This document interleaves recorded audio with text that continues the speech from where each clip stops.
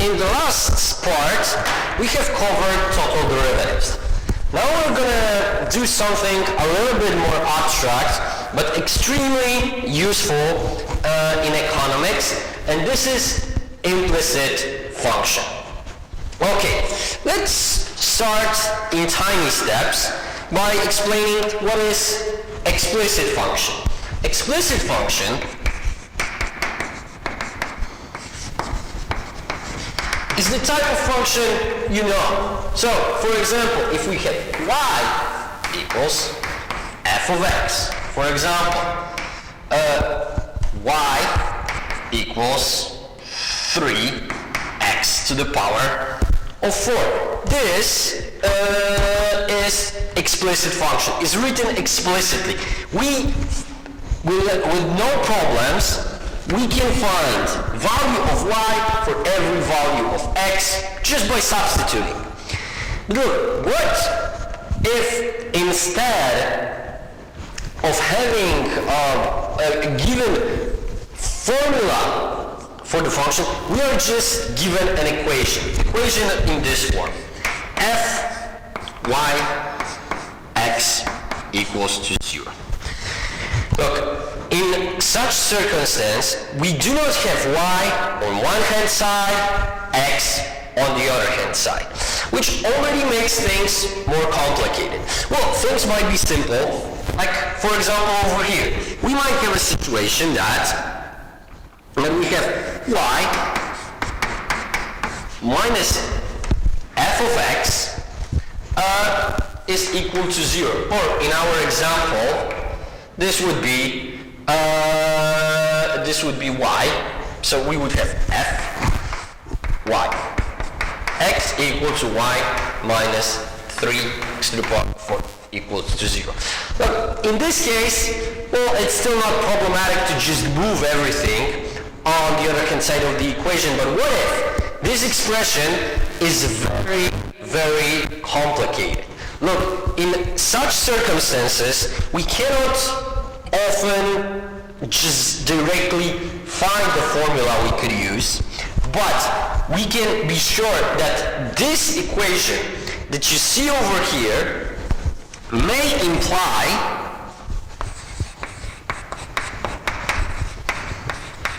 function, let's just write it in general. So we are saying that equation may imply function y equals f of x. And look, in this context, in this particular context, the function implied by this equation is called implicit function. But now, now we have a question. Now we have a most basic question. When actually this equation implies such a function. But look, of course, I was giving you an example on a function with just one variable, implicit function, an equation with just two variables. Now, let's just say that we want to extend this question to the case of n plus 1 variables. So, the question is, when equation f y x1 x2 so xm implies or defines implicit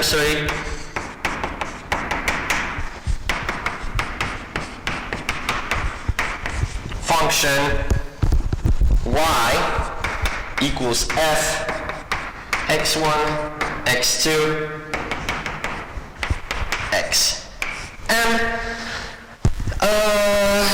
around a specific point in the domain.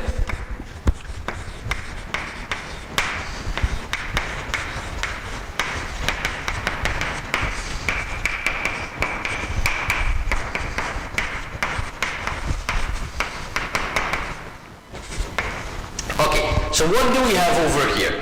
The question goes like this. When equation, in the following form.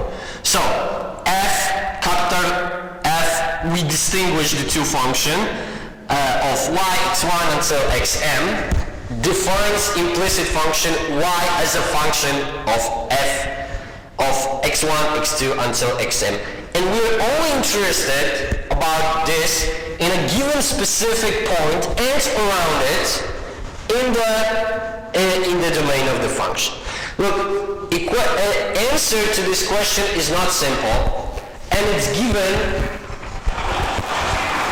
in implicit function theorem that we are not going to prove in this class, definitely. But theorem is long. But so instead of giving you it, let me just read it part by part, and let's explain what is in this theorem. So let's start. Given equation f y capital F y of y x1 x2 xm equal to 0. Now, if the function f has continuous partial derivatives, fy, f1, f2, fm.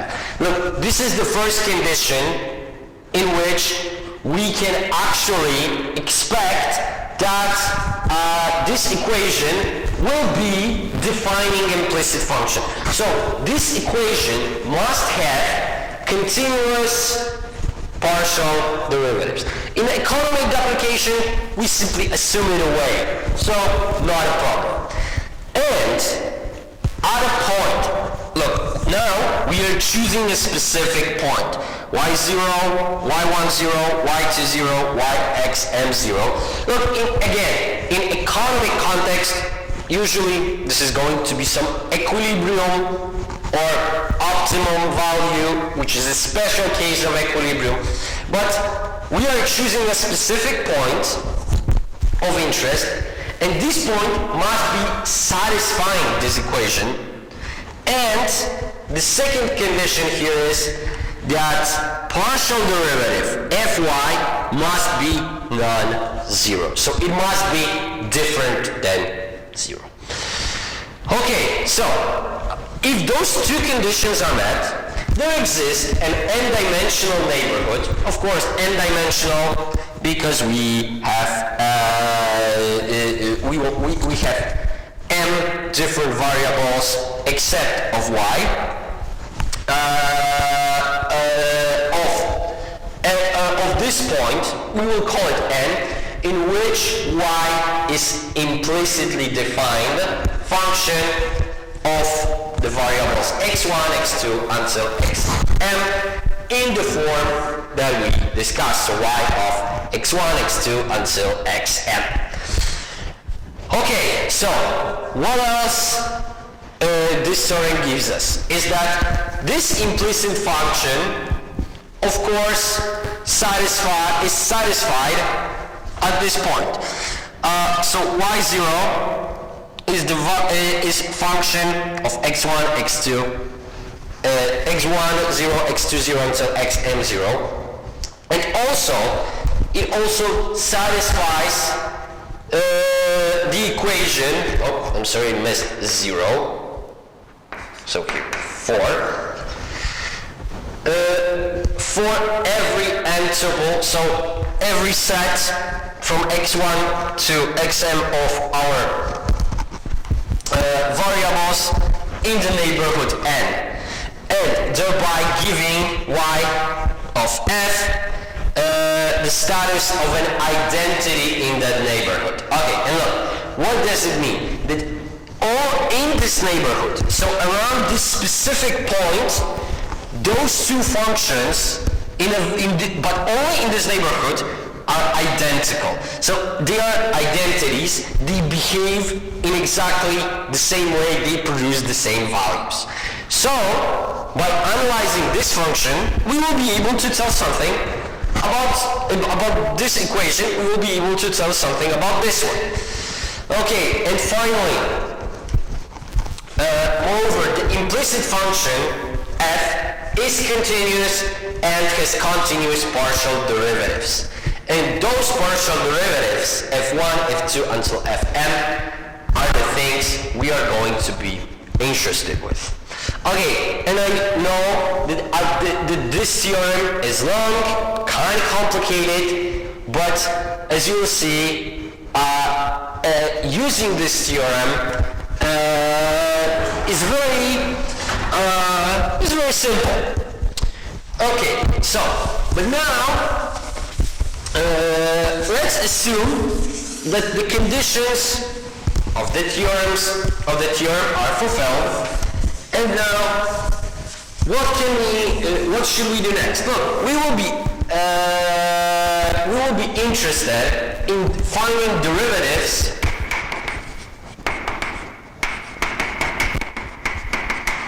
of implicit function. Okay, so now look, if we've got a function f, y, x1, x2, so if we have equation in this form, we can write total differential of this equation. So we will have the dy, that's f y, so derivative of f with respect to y times dy, plus f1, derivative of f with respect to x1, dx1, plus f2, dx2, plus until fm dxm equals to 0. Okay, then what else do we have here? If the implicit function is y, f of x1, x2, until xm. Look, now I can calculate total differential of this equation. And this is dy equals f1 derivative of y with respect to x1 times dx1 plus f2 dx2 plus fm dxm.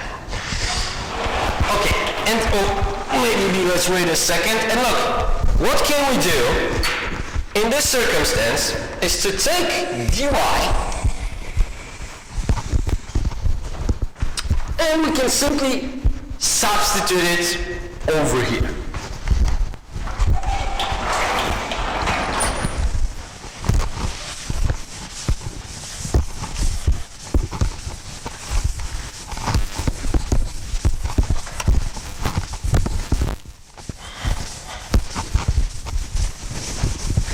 Sorry, let me check time.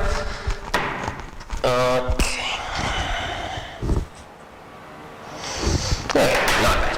Okay,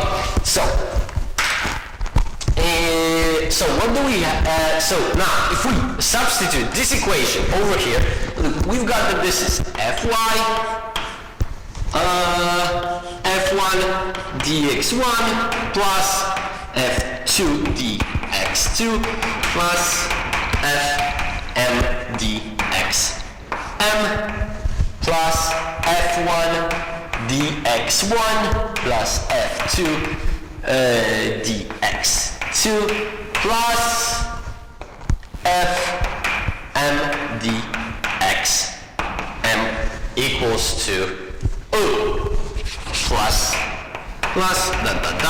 dxm.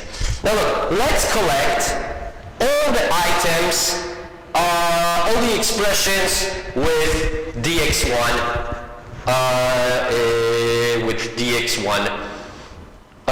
together. Okay, so we've got here fy times f1 dx1, f1 dx1. So we will have that this is fy f1 plus f1 dx1. And now the same, fy f2 dx2, f2 dx2 plus fy f2 plus f2 dx2 plus, we would be going on like this until we reach expression m, where we will have fy, fy, fm plus fm dxm. Now look, dx1 can take any values. So, for us to be sure that actually this expression is going to vanish, all of those expressions must be identically equal to 0. Or what we can write shortly as fy, fi plus fi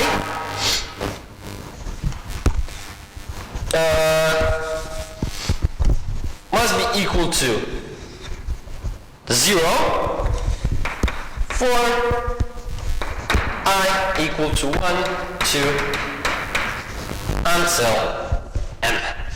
And look, knowing this result, we can easily obtain implicit function rule.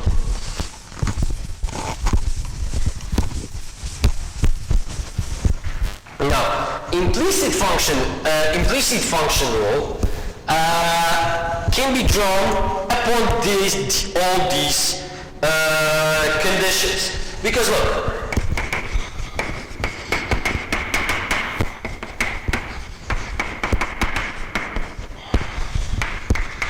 if we have that fi plus capital Fi equals to 0, this means that fi equals to negative fi, and consequently fi, which is also equal to partial derivative of y with respect to xi, is equal to negative fi fy, and we know that fy is different than 0 because this is that condition for the implicit function theorem. And look, this is how we can calculate derivative of a function that we actually do not know how it looks. Look, I know that at this moment it might seem kind of strange why we do it, but in a moment you will see how powerful tool implicit function rule is. Okay, let me just add one special case, because look, if we have y of x equals to 0, so we have just two variables, then derivative of y with respect to x is simply given by negative f of x over f of y. Okay, now let's do a couple of examples, and after that we will move on to economic applications, and I hope that these economic applications will demonstrate you two things. First, how easy it is to use this theorem, and actually it actually makes the calculations that we have done previously in association with comparative static derivatives way easier. And the second thing, how useful it is. Okay, so look, let's start with the first example. So we've got equation in the form y minus 3x to the power of 4 equals to 0. So the one that we had. And look, so first, so we need to, so we use the rule. We are interested in finding dy dx. So look, this is negative fx over fy, derivative of y is simply 0, is simply 1. And look, if the derivative of y is equal to 1, or definitely not equal to 0, we can use the rule. And now, we have at the top minus, so negative 12 x to the power of 3, we get that this is 12x cubed. And look, we clearly see that the function here is y equals 3x to the power of 4. Derivative we would obtain in a regular way. We'd have exactly the same, we have exactly the same expression. Okay, now, let's just say that x, y,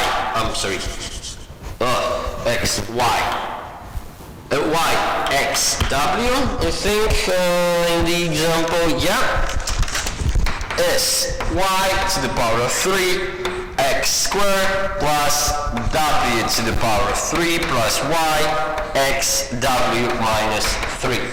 And look, what we want to find is derivative of y with respect to x. And look,